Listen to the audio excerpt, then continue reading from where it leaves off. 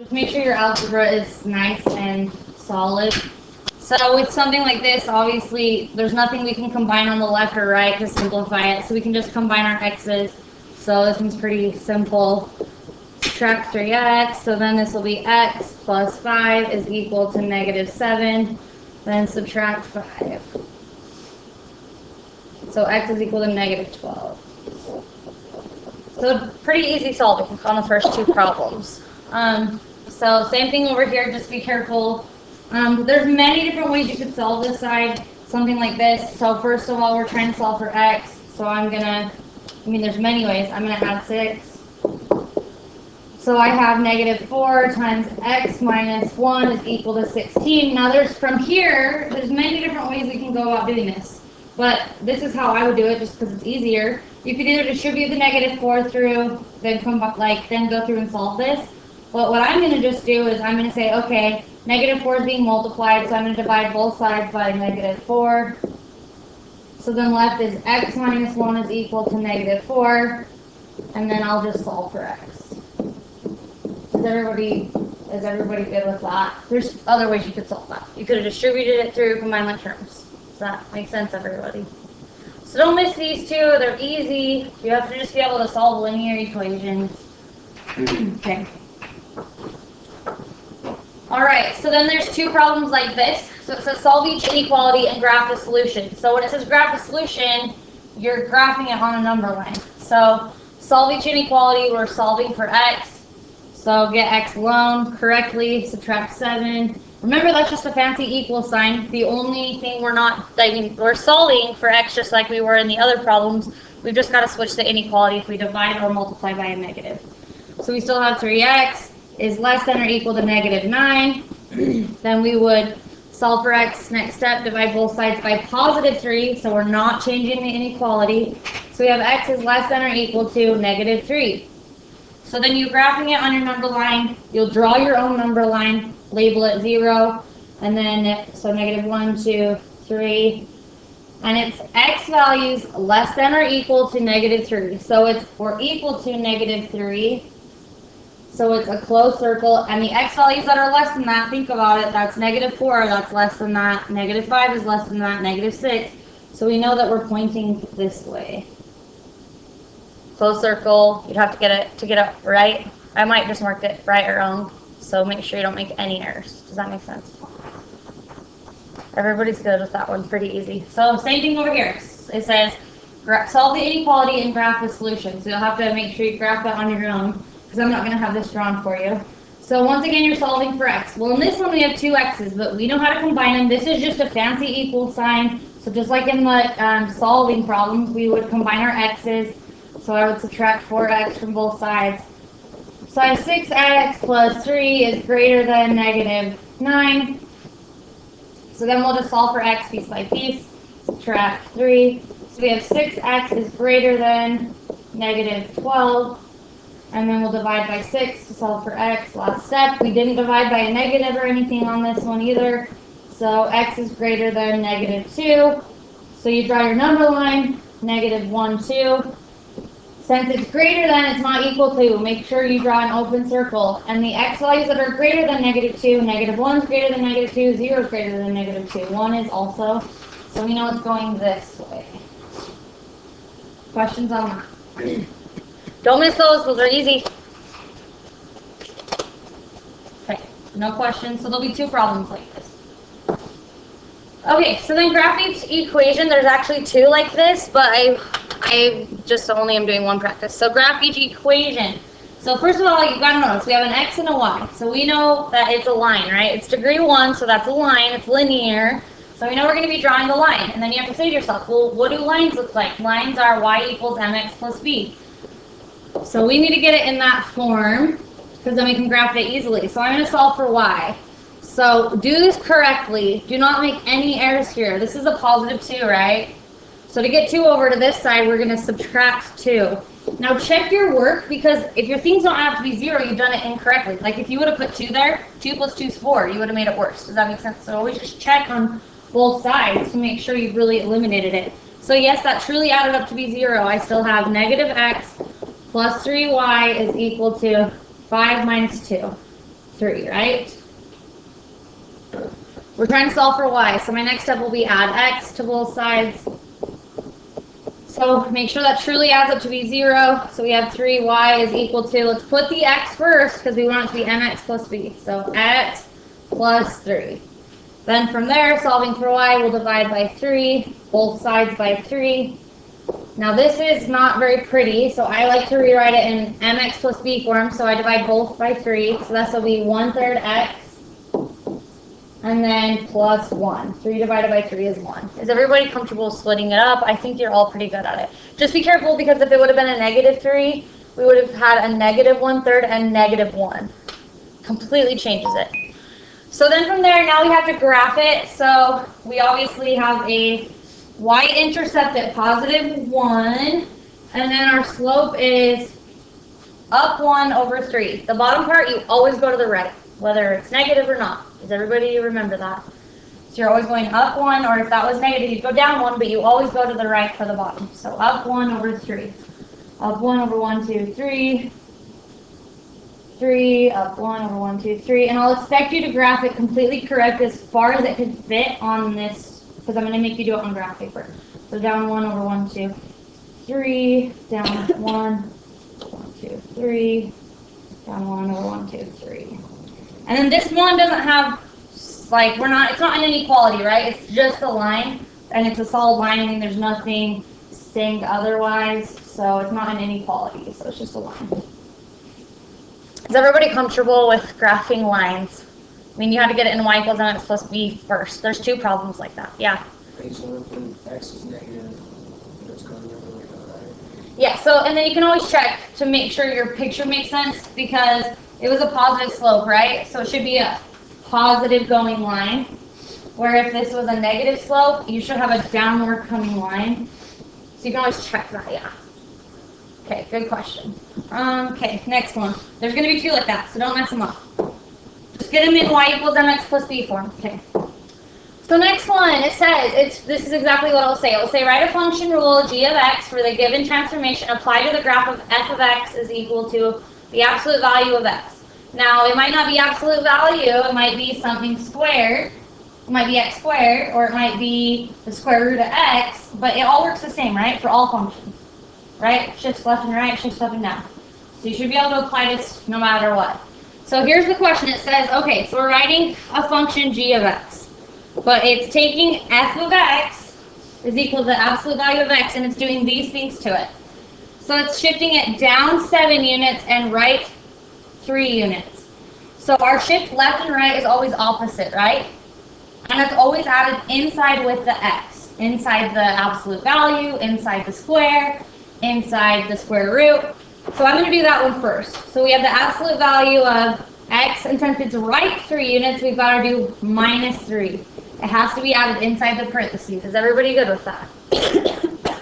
And then, so we've checked that one off, and then it says down 7 units. Our shifting up and down for all functions is added on the outside, and it stays the same. So we'd say -7. Is everybody comfortable with something like that? Now let's say you have let's say you kind of want to make sure you got it right. You could graph the original function. So the original function was, and you could do it on graphing paper to be exact, you know. So this is f of x equal to the absolute value of x, right? No shift left and right, no shift up and down. And then the slope's 1. So then we could go, okay, I'm going down 7 units, 1, 2, 3, 4, 5, 6, 7, and I'm going right 1, 2, 3. So it's going to be, if you needed to do that and then write it, then you could, it might help you, I don't know. It depends on who you are. Do you get what I'm saying? Okay, let's do another one. So now it says, okay, so now g of x is all these things. So first of all, it's a reflection on x. So remember, a reflection on x would be a negative being multiplied to the x, right? In front, right? So that would flip it upside down for all functions. So I'm going to say, okay, so g of x is equal to the negative. Don't put the negative on the inside of the parentheses or else it becomes positive, because the absolute value is positive, right? Does everybody remember what I'm saying? So negative absolute value of x, let's see if there's a shift left and right. So it says, so I just showed a reflection on x, that's what the negative out in front is. And then it says left 2 units. So I'm going left 2 units. So make sure you do opposite. Left and right shifts are opposite. So since it's left 2 units, it's going to be plus 2. Right, everybody? So I checked them off as I've gone, and then we're going up 5 units. And that's always added on the outside, so plus 5. So just understand, it would work the same, like what if it was a square? What if it was x, like for example, what if it would have been x squared? Then all we have to do is say x squared, right? X squared. What if it was the square root of x? Then this would have been the square root of x. This would have been the square root of x. Do you see how it's the exact same thing, it's just a different type of function? Okay, so don't let anything throw you off. Okay, so next one, it says graph each equation, then describe the transformation from the parent function. So with this, the reason we graph it is to help you describe the transformation, but you will want to do a rough sketch on these.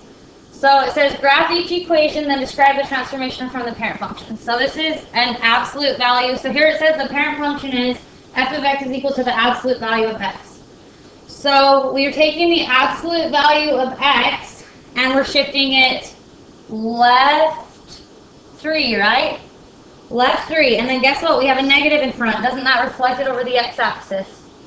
So we're going back 1, 2, 3. There's our starting point because we didn't shift up and down, and then it's looking something like this because it reflected it. Normally it's up like this, right? But it's reflected over the x-axis, so it looks something like this.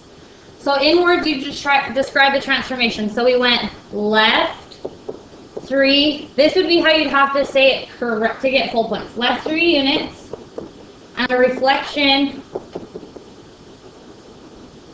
on x-axis. On x-axis.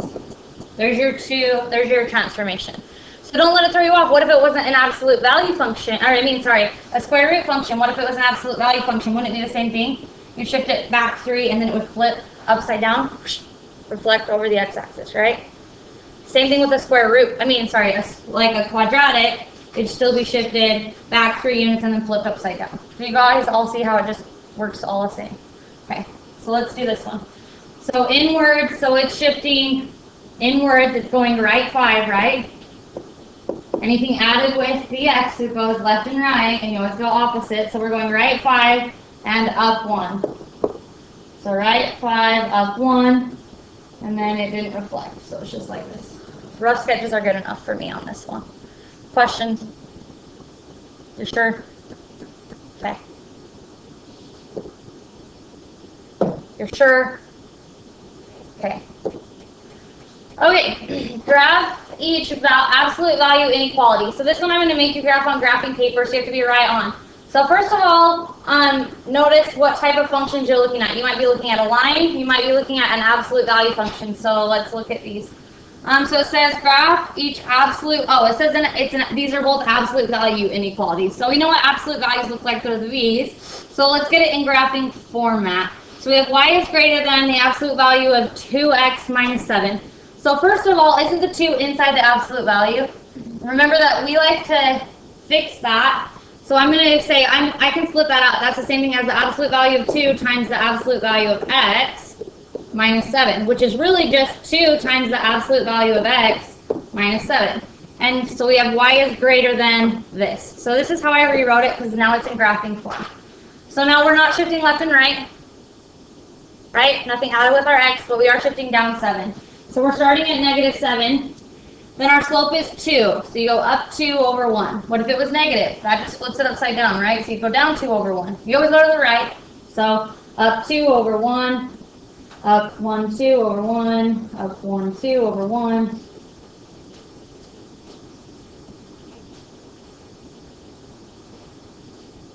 And then V, it's a sharp V because it's an absolute value graph. So you go up 2 over 1. It's so hard to see on this big thing.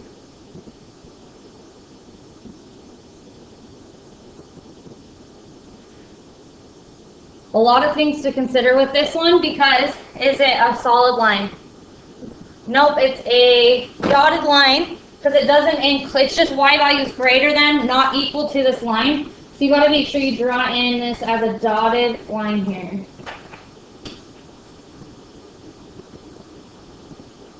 And then we have to shade it correctly. So now it says We want the y values that are greater than, we didn't have to divide by a negative, so we didn't have to switch the sign. Y values that are greater than that, so that would mean above it, right? So that would be these values.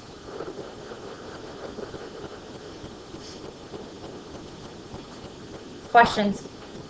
Don't miss those, they're not hard, but I mean, they have a lot of things to consider. So next one, it might not always fit. This one was already in graphing form. Well, we did fix the one thing. We pulled out the absolute value of 2 and just wrote it as 2. But with this one, it's not in graphing form yet. We have this y plus 1. So we're going to get it in graphing form, which is y equals the absolute value, yada, yada. So I've got to get y alone. So I'm going to subtract 1. Subtract 1. So we have y is less than or equal to the absolute value of x minus 1, and then 3 plus 1. 3 plus negative 1 is 2.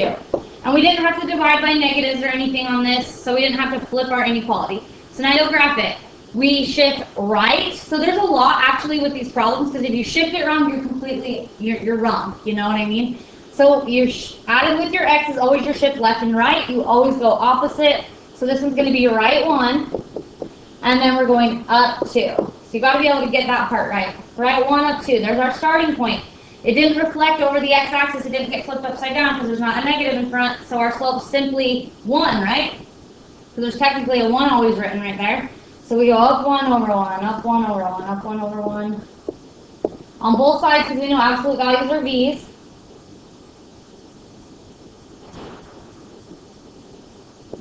And then it is less than or equal to, so it does include the line, the absolute value. So it's a closed, it's not a dotted line, it's a solid line. And then it's the y values that are less than that, so that would be below it.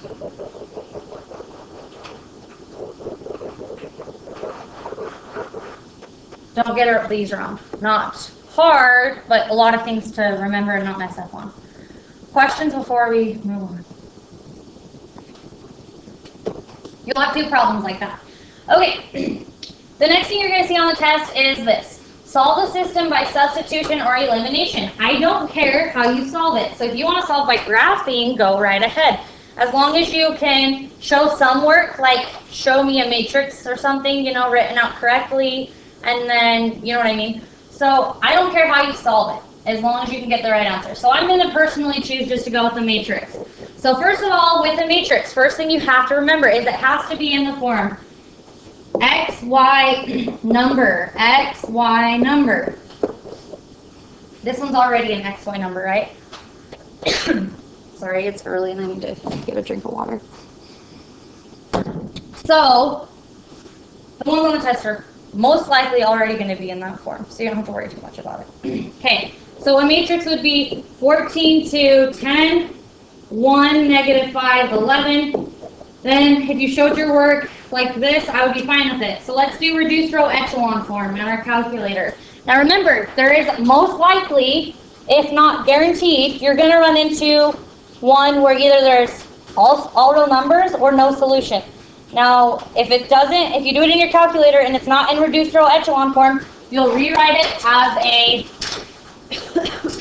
system of equations and then see if it comes up with a true statement. Do you get what I'm saying, everybody? No? Do I need to clarify further? So, this one probably comes out, doesn't it?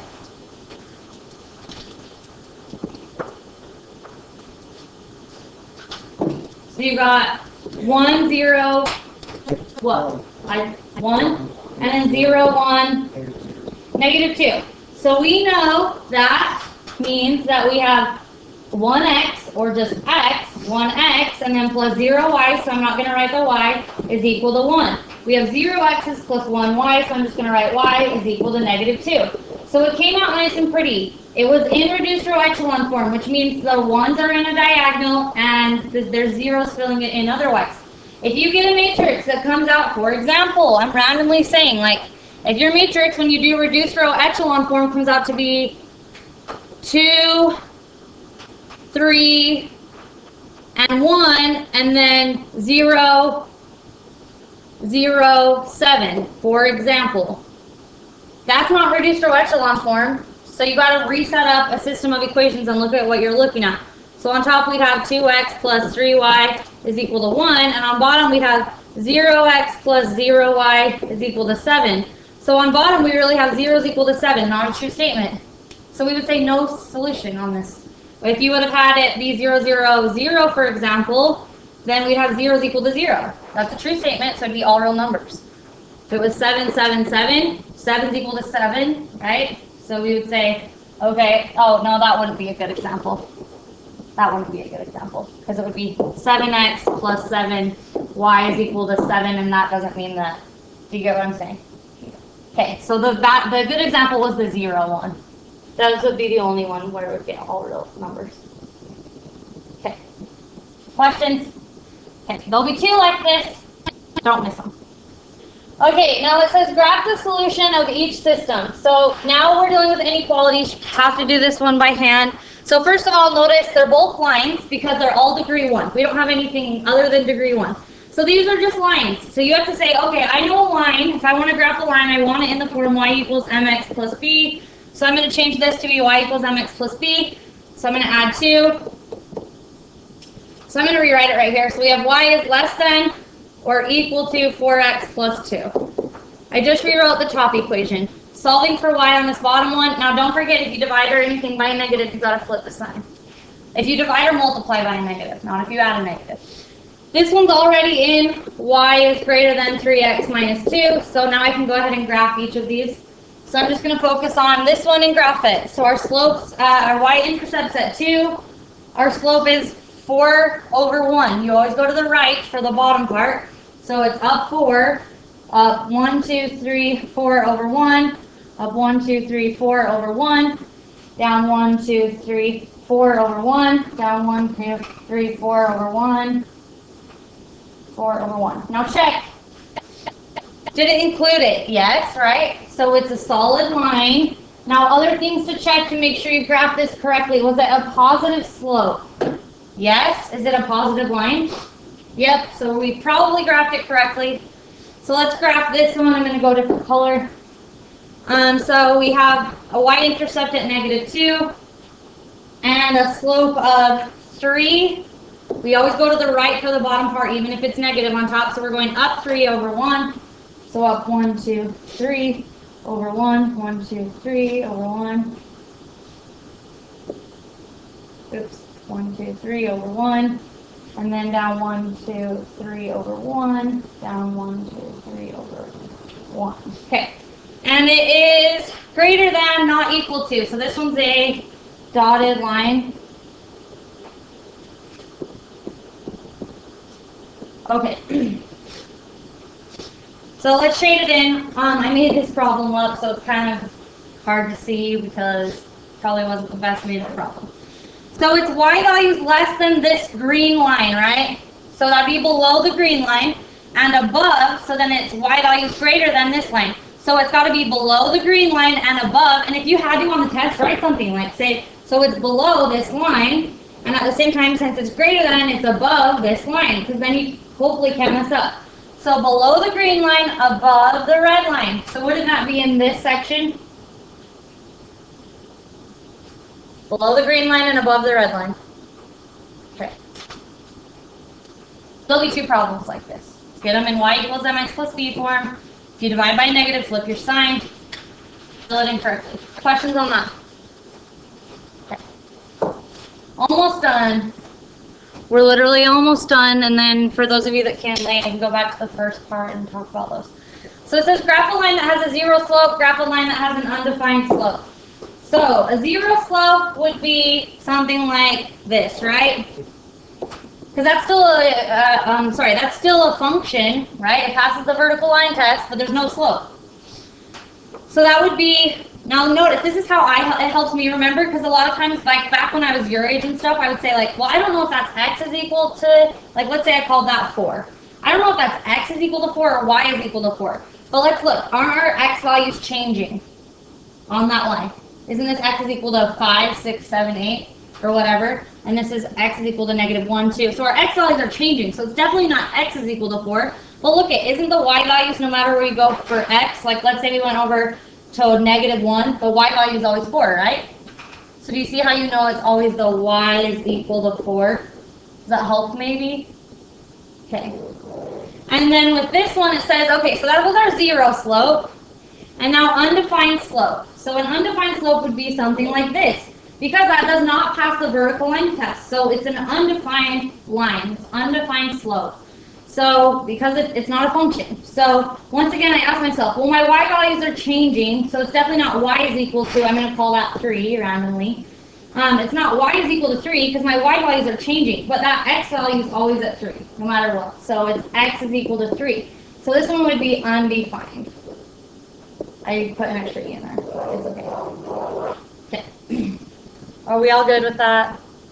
Okay. Last one, story problem. You have to be able to set up a story problem. But really, hopefully, after you see this today again, it'll remind you of how to do it, and I'll give you some tidbits. So let's read this one, and then I'll kind of show you what I always do that really helps.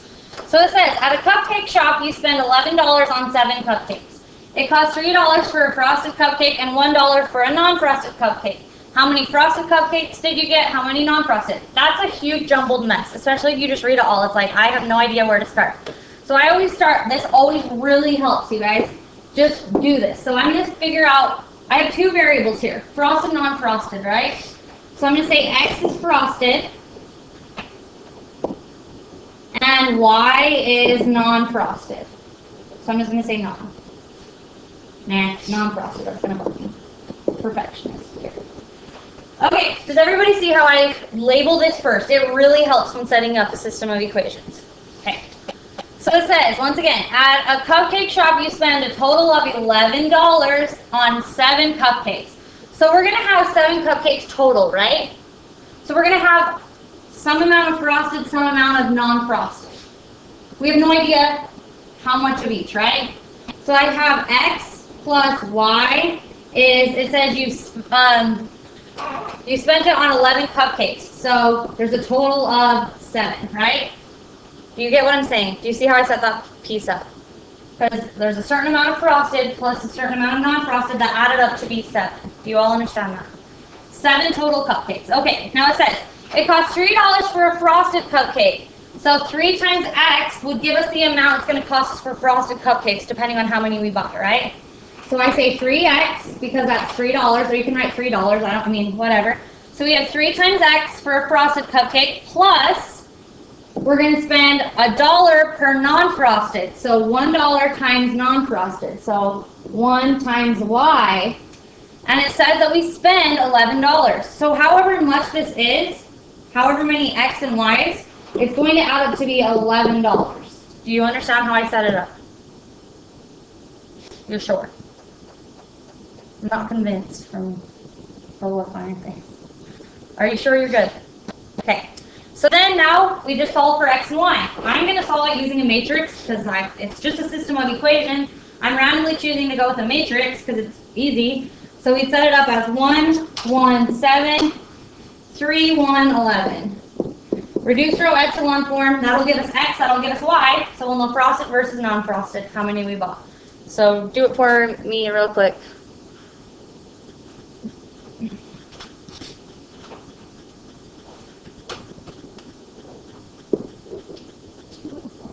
So 1, 0, 0, 1, you got 2 and 5. So we have x is equal to 2 and y is equal to 5. So we had 2 frosted, because x is frosted, and 5 non-frosted.